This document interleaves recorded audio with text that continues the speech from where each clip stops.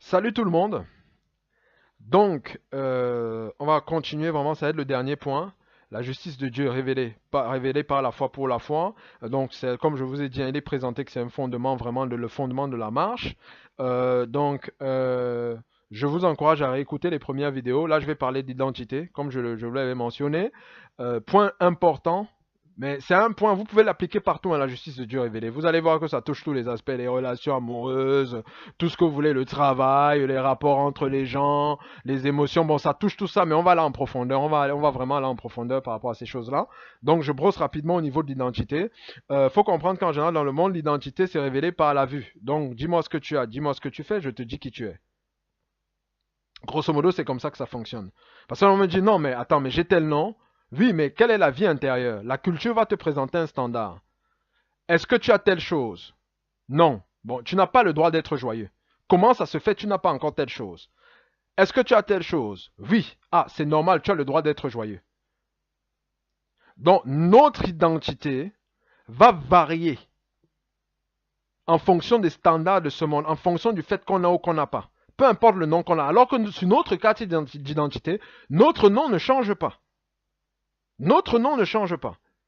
Et nous devons appuyer notre identité, elle est dans la parole. Elle n'est pas dans ce qu'on voit d'abord. Abraham était père des nations, c'est la parole, c'était le nom que Dieu lui avait donné. Ça ne dépendait pas du fait qu'il ait des enfants ou qu'il n'ait pas des enfants.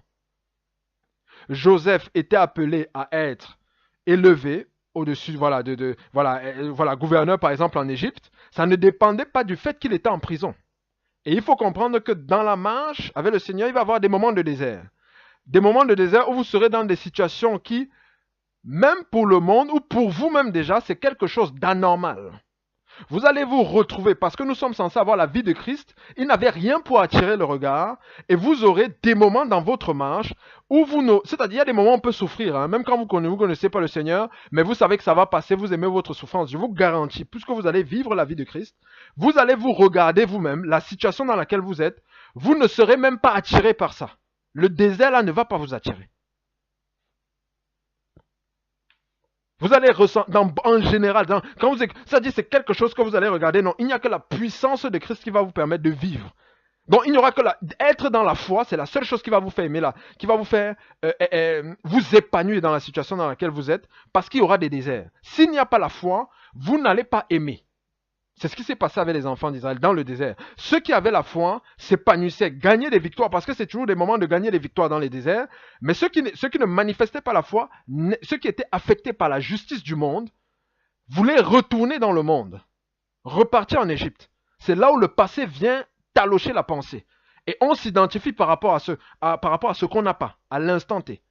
Alors que Dieu dit, vous êtes victorieux, vous êtes conquérants, vous êtes des rois, des reines, des sacrificateurs, voilà, tout ce que vous voulez, vous avez la vie de Christ, vous êtes assis dans le royaume, voilà, vous êtes comme je dis toujours, vous êtes des gens qui accomplissaient des exploits. Oui, mais quand est-ce que j'ai accompli un exploit? La première fois vous avez connu le Seigneur, vous avez renversé le royaume des ténèbres et vous êtes assis sur le trône de Dieu en Christ.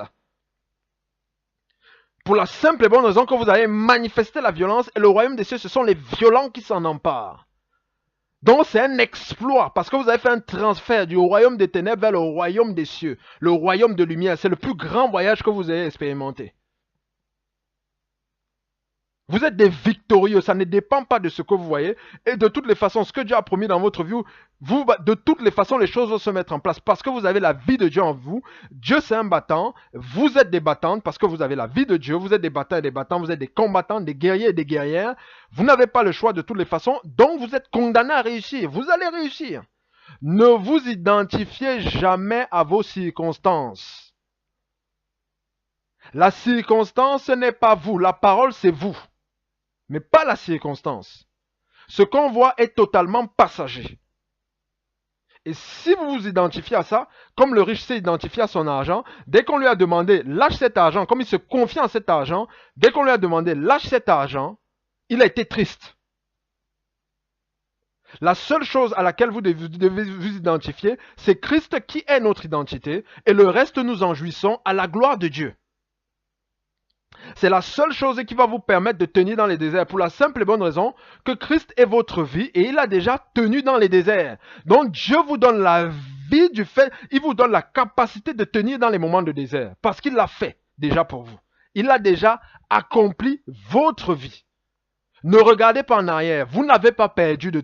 Peut-être on va dire vous avez perdu du temps, mais une fois que vous êtes entré en Christ, vous avez la vie de Dieu, donc vous avez racheté le temps parce que Christ n'a pas perdu de temps. Donc, en Christ, vous ne perdez pas de temps. Il est votre vie.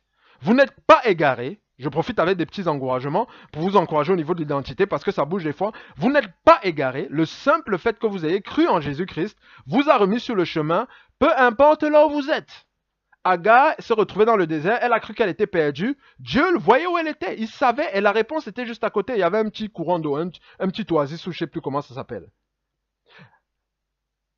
Jonas, perdu, dès qu'il entre dans la foi, il est déjà dans le poisson, mais le poisson est en train de le ramener. Donc, une fois que vous avez cru en Christ, vous êtes déjà sur le chemin. Ne me dis, je ne veux même pas savoir là où vous êtes. C'est une façon de parler, vous comprenez, pour vous encourager. Peu importe ce qui s'est passé hier, peu importe la direction que vous avez prise, peu importe le fait que, avec vos yeux, vous êtes perdu, le simple fait que vous avez cru en Christ, vous êtes déjà sur le chemin. Parce qu'il est le chemin, la vérité et la vie. Donc, c'est fini. Voilà, donc c'est vraiment le point, justice de Dieu révélée par la foi. Votre identité n'est pas en les choses, vous ne mettez pas votre identité dans les choses terrestres, mettez dans votre identité en Christ. C'est Christ qui est votre identité parce qu'il est votre vie et cette vie-là a vaincu. Et justement, le Seigneur nous apprend à marcher justement par la foi et à saisir cette identité. Soyez tranquille, quand on grandit, c'est comme l'enfant, on apprend à marcher de temps en temps, on tombe.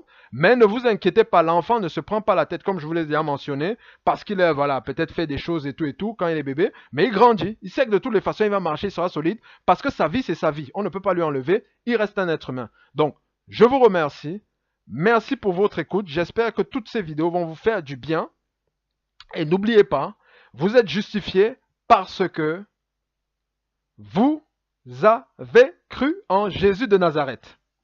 Merci.